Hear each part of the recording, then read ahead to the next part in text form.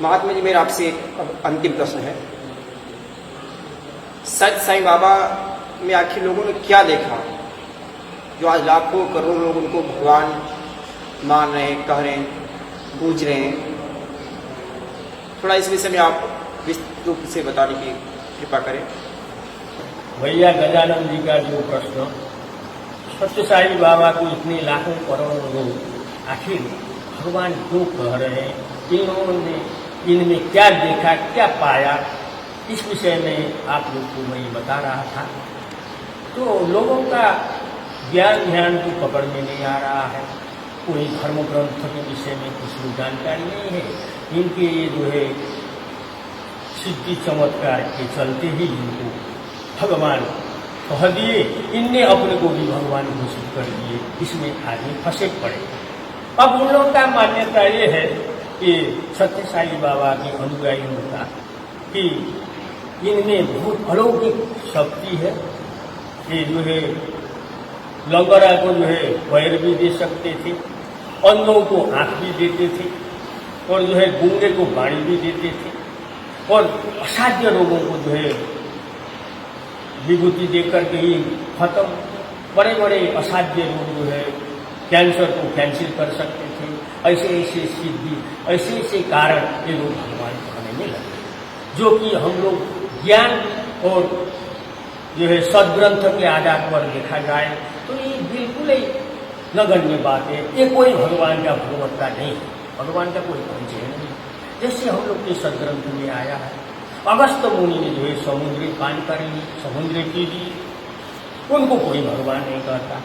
और विश्वामित्र ऋषि ने जो है स्वर्ग की सृष्टि कर दी, नए नए अप्सराएं सृष्टि कर दी, उनको कोई भगवान नहीं कहता।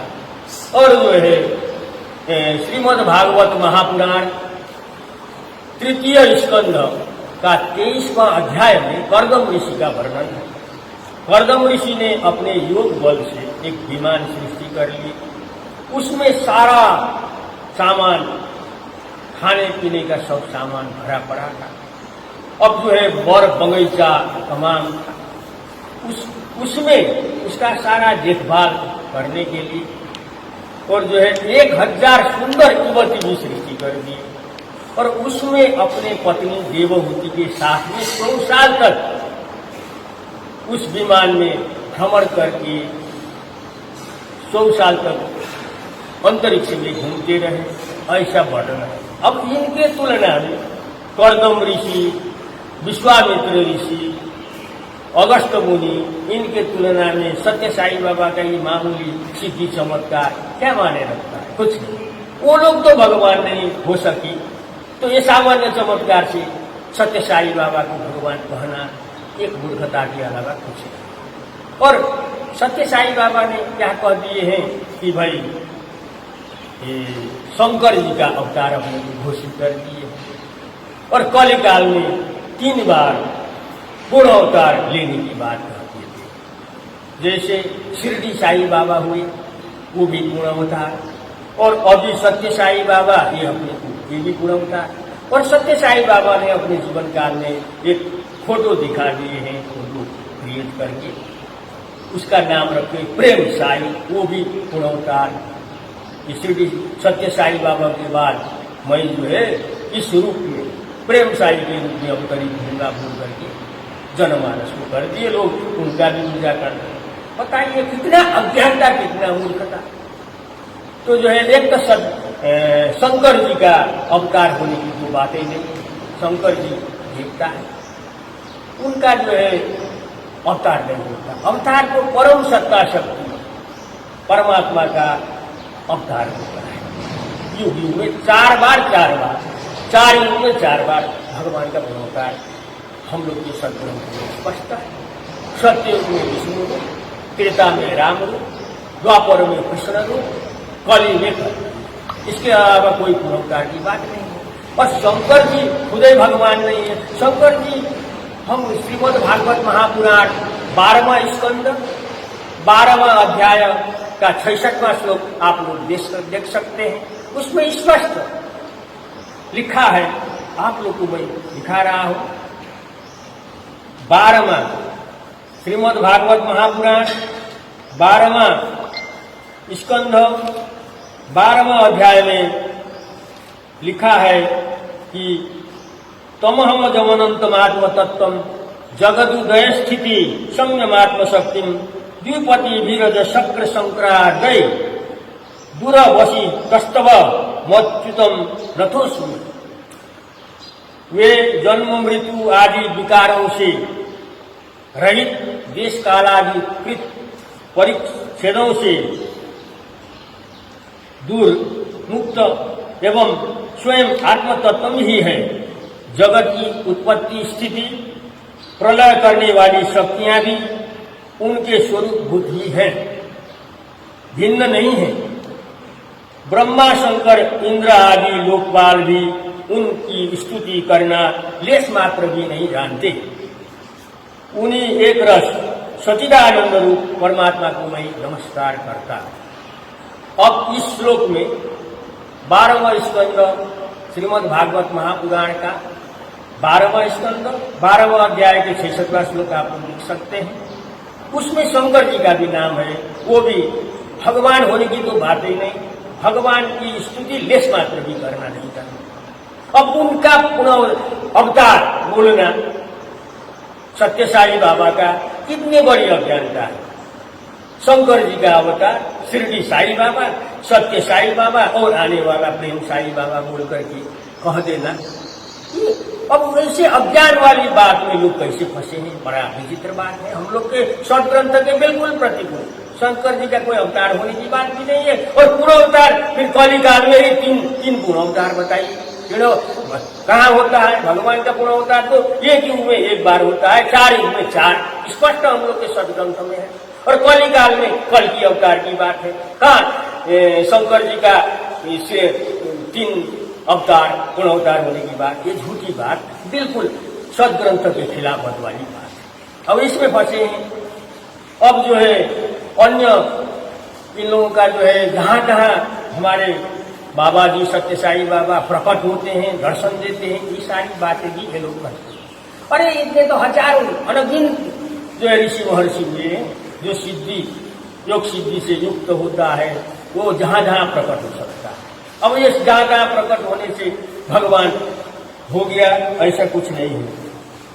तो जो है अब ये लोग बताते हैं, हमारे बाबा जी मुंह से शिवलिंग निकालते हैं, हाथ से विभूति निकालते हैं, तमाम ये जो है बातें करते हैं। ये कोई भगवान का भगवत्ता का परिचय नहीं है।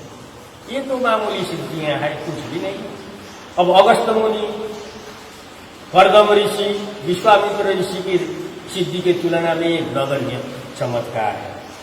अब जो है ये लोग स्वप्न में सत्य साई बाबा दर्शन देकर के आदेश निर्देश करते हैं।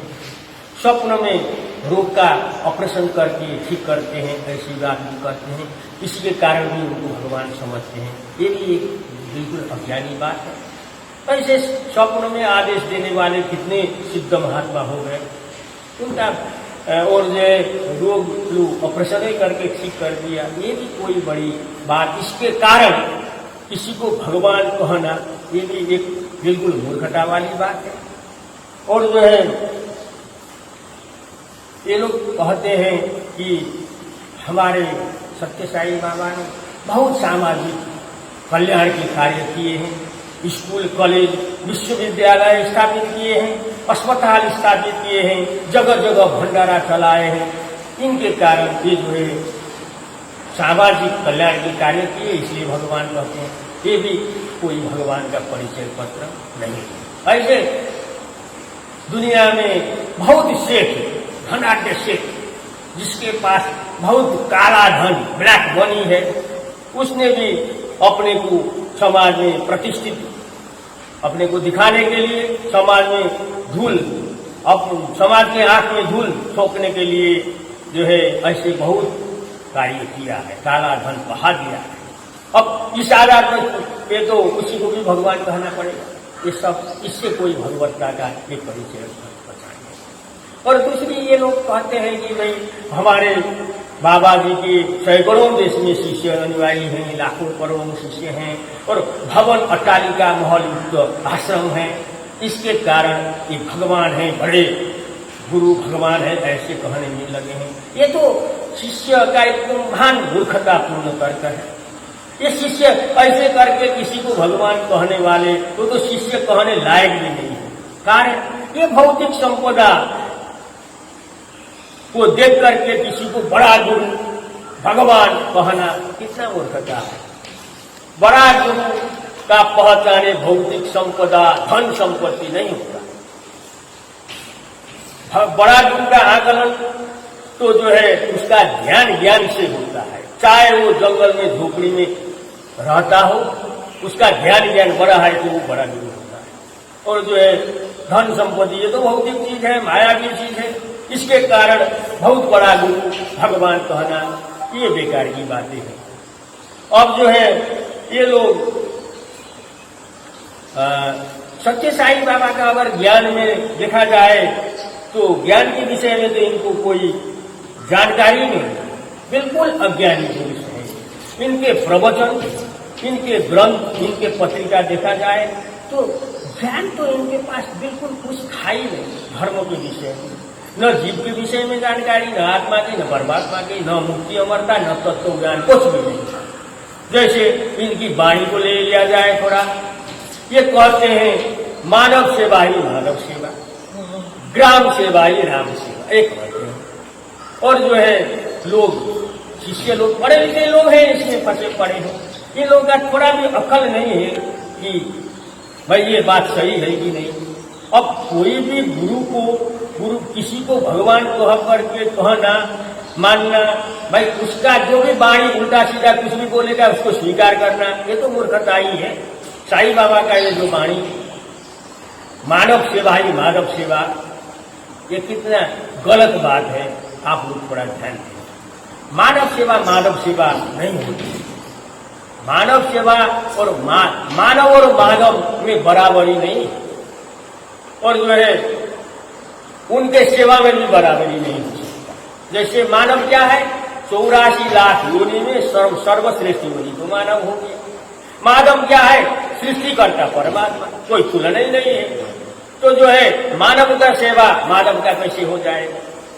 अब इसको ऐसे समझिए कि कुम्हार जो है घड़ा बनाता है, 100 घड़ा बना दिया कुम्हार ने।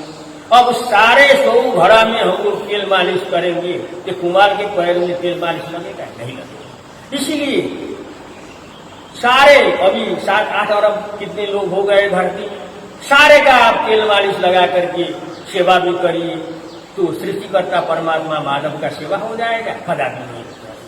जैसे उदाहरण में देखिए हनुमान जी, अर्जुन जी कोई मानव सेवा नहीं की, माधव के निर्देशन में माधव के सेवा भक्ति की। जैसे राम जी का सेवक थे हनुमान जी, राम जी माधव जो है राम जी के आदेश से कितने लोगों को मार डाले, आदमी हत्या कर दी। कहाँ मानव सेवा की, मानव हत्या कर दी। लेकिन वो जो है मानव सेवक कहलाते हैं हनुमान जी, और मोक्ष के अधिकारी हैं। और जो है अर्जुन ने भी कोई मानव सेवा नहीं की। माधव श्री कृष्ण जी महाराज के आदेश निर्देश से बहुत मानव को मार डाली, हत्या कर दी। तो भाई कृष्ण जी माधव जी हैं, तो अर्जुन जी जो है मानव सेवक कहलाते हैं। तो ये तो कोई मानव सेवा नहीं की। अब अर्जुन हनुमान जी ने कोई मानव सेवा न करके मानव हत्या कर दिए, मानव सेवा की, तो वो तो मुक्ति के अधिकारी हो रहे हैं। तो उनके तुलना में अब जो है सत्य साईं बाबा का ये जो है असत्य मूलक वाणी में लग करके उनका हनुमान जी और अर्जुन जी जैसा लाभ, मानव सेवा का लाभ मिलेगा? कदापि नहीं मिलेगा। स्पष्ट है मानव सेवा माधव सेवा नहीं होता। और दोनों में अब क्योंकि माधव सृष्टि करता है, मानव ये जो है प्राणी है उससे सृजित, और उनका सेवा का फल भी जो है फर्क है। मानव सेवा से मुक्ति नहीं होती, उससे पुण्य प्राप्ति होती है, स्वर्ग प्राप्ति होती है। अब पुण्य क्षीण होने पर फिर धरती में आना पड़ता है। जैसे भगवान श्री कृष्ण जी महाराज गीता में कहते हैं 9वां अध्याय में, के तुम भुक्वा स्वर्गलोकम विशालम क्षीणे पुण्य मर्तलोकम विशालम। एवं त्रयी धर्म मनु प्रपन्ना गतागतम काम कामा। तो पूर्ण पुण्य क्षीण होने पर पुनः धरती में आना है। तो मानव सेवा बिल्कुल नहीं है। ये सत्य साईं बाबा का बिल्कुल अज्ञानता मूलक वक्तव्य है। वैसे ही ग्राम सेवा भी राम सेवा होने की बात नहीं है। धरती में हजारों जितने भी ग्राम को आप सफाई करके करिए, राम जी का सेवा, माधव का सेवा, राम का सेवा थोड़ी होता है। इसीलिए ये जो है राम माधव सेवा ठीक है, मानव सेवा ग्राम सेवा अच्छी बात है, लेकिन मानव सेवा को ही मानव सेवा कह देना, ग्राम सेवा को ही राम सेवा बोल देना, ये बिल्कुल अज्ञानता मूलक वक्तव्य है। और ये इससे भगवान प्रमाणित नहीं होता, नकली भगवान प्रमाणित होता है। ये जो है नकली भगवान का अज्ञानता, ये जो है जीव फिसलन, टंग स्लिप स्पष्ट रूप से। तो इनकी विभिन्न बातें अज्ञानता, इन लोगों का पुटप्रति जाइए, सत्य साईं बाबा का शिलालेख में तमाम अज्ञान मूलक वाणी लिखा हुआ। जैसे अब इनने कहा man minus ego is equal to God. मानव में अहम भाव को अगर नाश कर दिया जाए तो भगवान हो जाएगा। अब ये कहाँ से सूत्र बना दी। कोई भी अभी तक सत्य युग से लेकर के कलि युग में तब कोई भी कर्म क्रिया करके कोई भगवान हुआ है? कदापि कोई साधना किसी से भगवान होने की बात ही नहीं है। भगवान तो एक थे, एक है और एक रहने वाला है। और जो है भगवान में समर्पित शरणागत होकर के उनका सेवा भक्ति करके भगवतमय होकर के मुक्ति लाभ पाने की बात है। कोई भगवान और भगवान के बड़े बड़े भक्त जो है नारद गरुड़ जी और बड़े बड़े साधना करने वाले ऋषि महर्षि, यहाँ तक शंकर जी चिरकाल तक समाधि में रहने वाले, ये तब भगवान नहीं हुए हैं। कोई भी अभी तक रेगड़े नहीं ये भगवान होने का कोई कर्म क्रिया से। तो ये कहाँ से ये सूत्र पैदा कर दिए सत्य साईं बाबा ने? Man minus ego is equal to God. ये बिल्कुल अज्ञानता मूलक बात है। अब एक बात सत्य साईं बाबा ये भी कहते हैं कि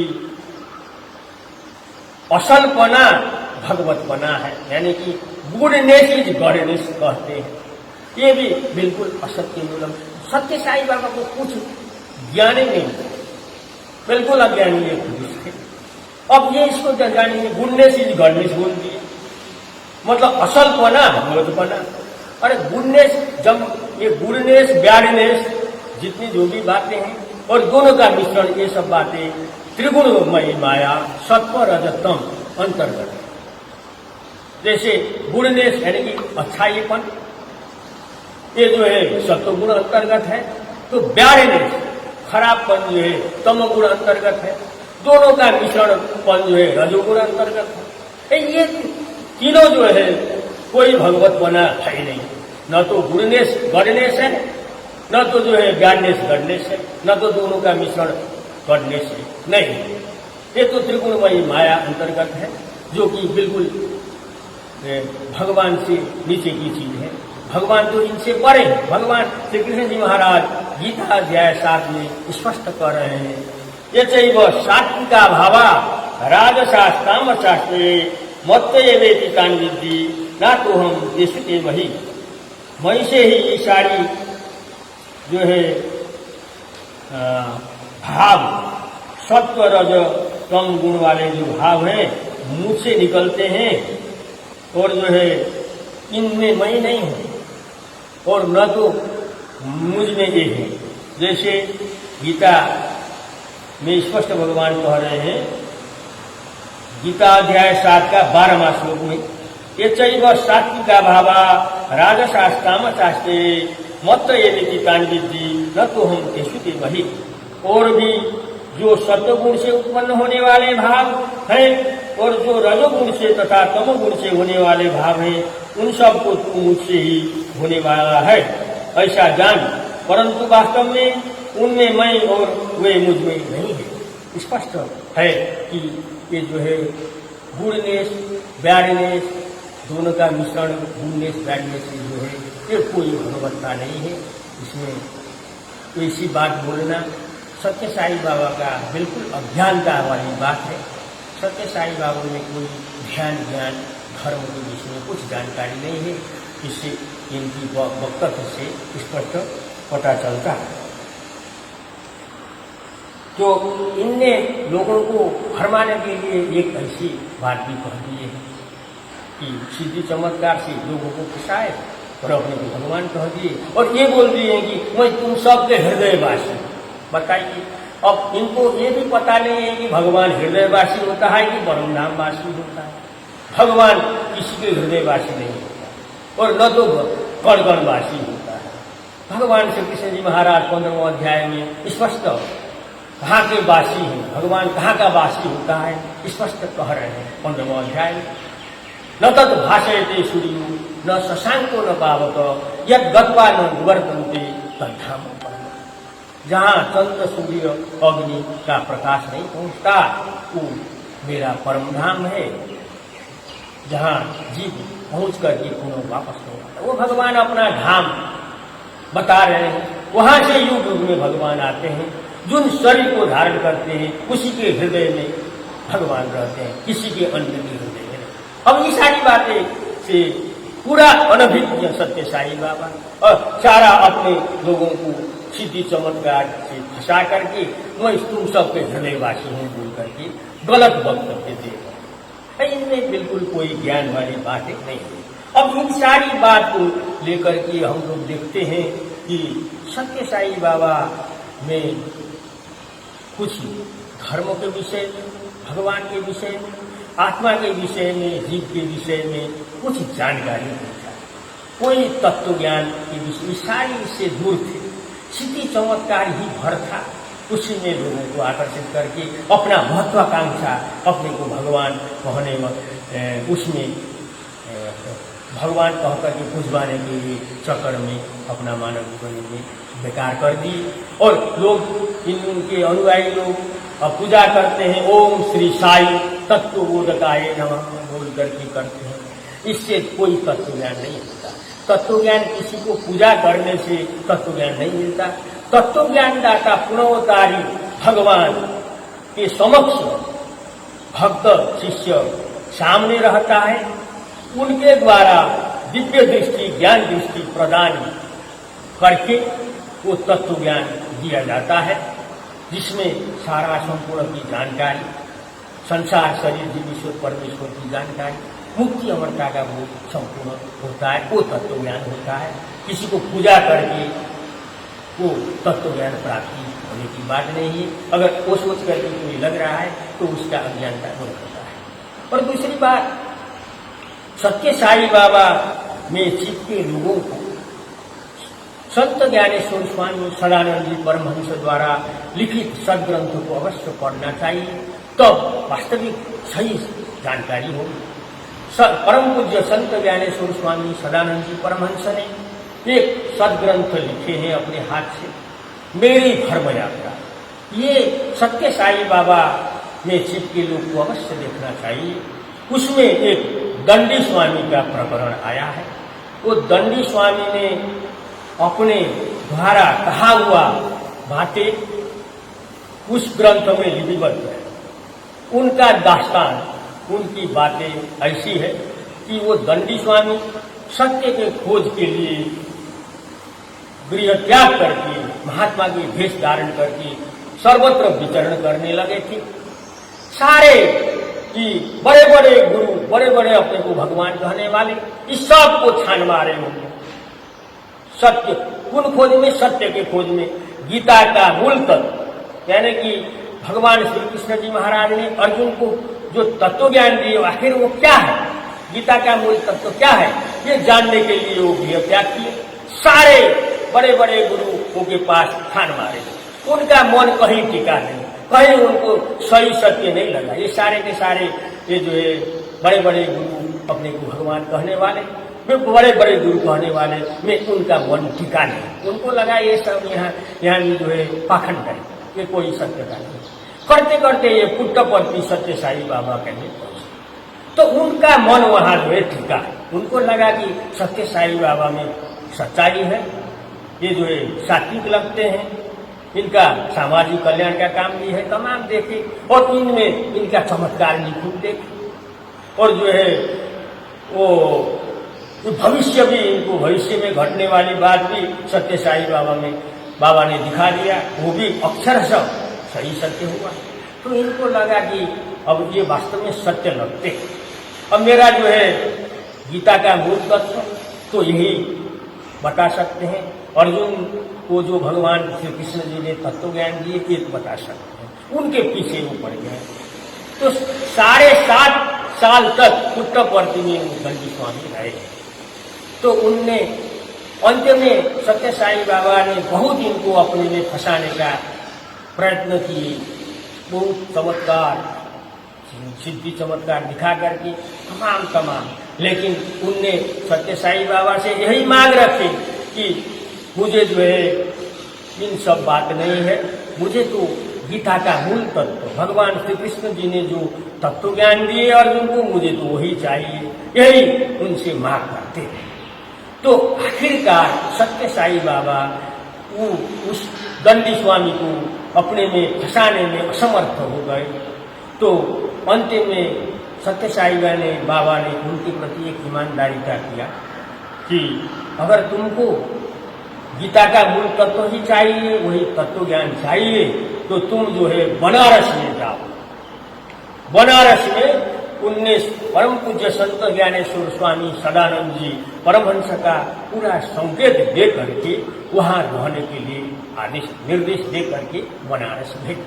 और भविष्य में सत्य साई बाबा के कहने के अनुसार ही दंडी स्वामी को परम पूज्य सत्य ज्ञानेश्वर स्वामी सदानंद जी परमहंस से मुलाकात हुआ, उनका सत्संग सुनने को उनको मिला, सत्संग कार्यक्रम में भाग लिए और परम पूज्य संत ज्ञानेश्वर स्वामी सदानंद जी परमहंस से तत्व ज्ञान प्राप्त करने में दंडी स्वामी सफल हुए। अब ये देखने पर लगता है तो भाई सत्य साई बाबा को भी आभास तो हो गया था कि संत ज्ञानेश्वर स्वामी सदानंद जी परमहंस वास्तव में भगवान के अवतार है।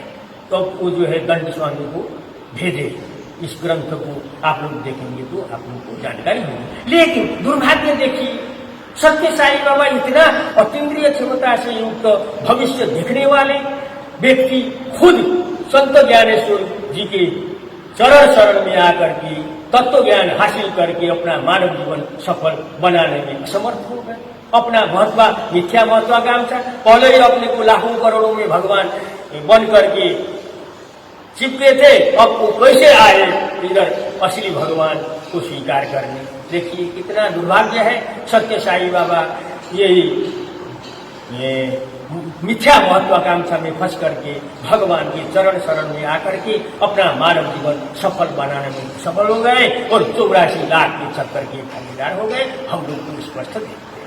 तो बंधुओं, आप लोग को चाहिए जो भी इनमें चिपके पड़े हैं, तो ये बिल्कुल भगवान नहीं है सत्य साई बाबा, तो इनसे हट करके असली भगवान, असली भगवत अवतार संत ज्ञानेश्वर स्वामी सदानंद जी परमहंस में आप लोग को आना चाहिए। उनके सदग्रंथ पढ़ करके, जान करके, या कोई मानने की बात नहीं है, जान करके आभासित हो करके असली भगवत अवतार, असली भगवान में चिपक करके अपना मानव जीवन सफल बनाना चाहिए। क्योंकि नकली भगवान से असली भगवान में से पाने वाला जो लाभ नकली भगवान से नहीं होता। असली भगवान से जो जीव को मुक्ति, अमरता, मोक्ष प्राप्ति होती है, नकली भगवान से नहीं होता। वो तो बहुत नकली भगवान से चिपकना तो एक दुर्भाग्य ही है।